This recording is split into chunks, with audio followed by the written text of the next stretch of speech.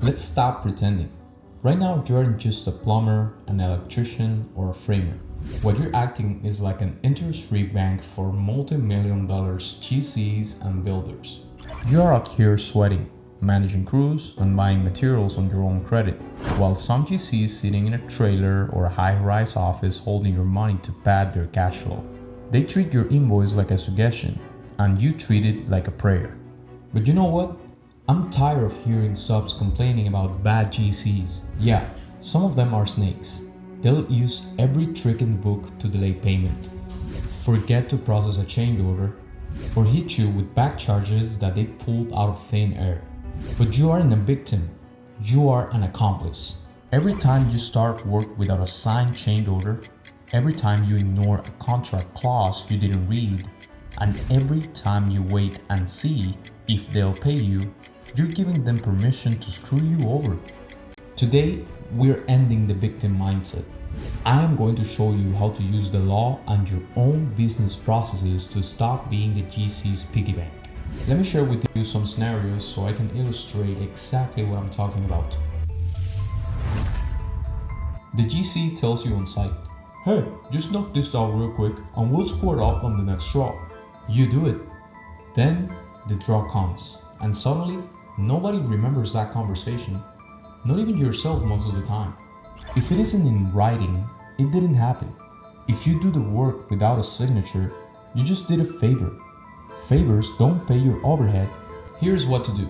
The second a scope change is mentioned, the tools stop. You don't need a formal 5-page document on the spot. Send a text or an email immediately. Per our combo, we're adding X. Cost is Y. Reply approved so I can keep the guys moving. Make it a policy. Tell them, my business partner won't approve of me buying the materials until this is logged. Put the blame on your process. You ask where your check is, and the GC says, "Owner hasn't paid me yet, so I can't pay you." Their relationship with the owner is their problem, not yours. You provided the labor, you're owed the money. In many states, pay when paid clauses have strict limits or are flat out unenforceable if they delay payment immediately. This is how you deal with these situations. This is your biggest hammer. Know your state's deadline for filing a preliminary notice. If you miss that date, you just threw away your insurance policy. If a payment is late, don't hope it shows up. Send a formal notice. Payment is X days past due. If not received by Friday, we're pulling off the job and filing a lien. If they are 30 days late, do not send more guys to the site.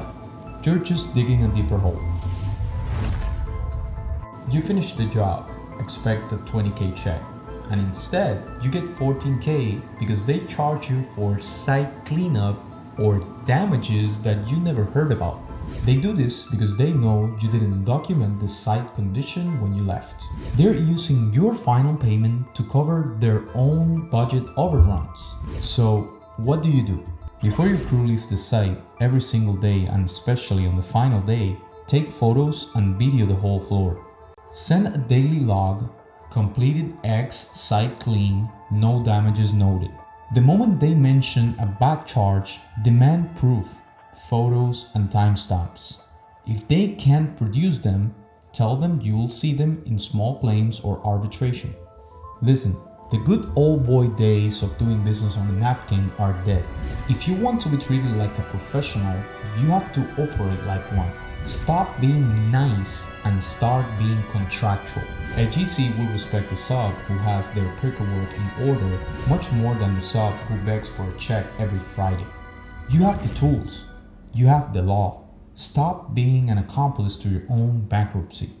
Fix your books, read your contracts, and get paid what you're worth.